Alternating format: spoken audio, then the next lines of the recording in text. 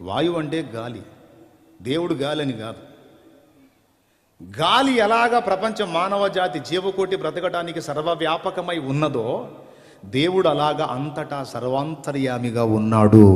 దేవుని సర్వాంతర్యామి తత్వానికి గుర్తుగా గాలిని చూపించారు వేద ఋషులు.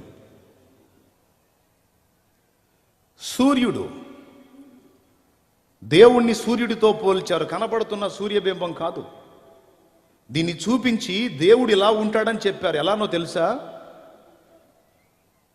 ఇక్కడ మనకి పొద్దు పొడుస్తుంది, ఇప్పుడు నైట్ అయింది కదా. అమెరికాలో ఇప్పుడు ఎట్లా ఉంటుంది చెప్పండి? వాళ్ళకి నైట్ అయితే అదేంది, ఇక్కడ ఒక సూర్యుడు అక్కడ ఒక సూర్యుడు ఉండొచ్చుగా? లేదు లేదు, ఒక్క సూర్యుడే డ్యూటీ చేయాల.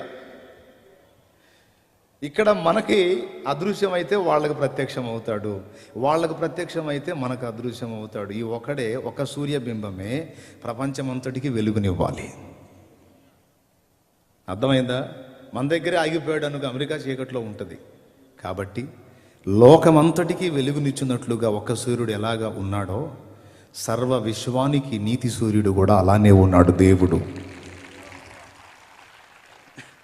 అని చూపించడానికి వేద ఋషులు సూర్యుణ్ణి, అగ్నిని, వాయువుని పోల్చారు. అంతేగాని అగ్ని అనగానే పొయ్యిలో అగ్ని, వాయువు అనగానే మనకు వీచే గాలి,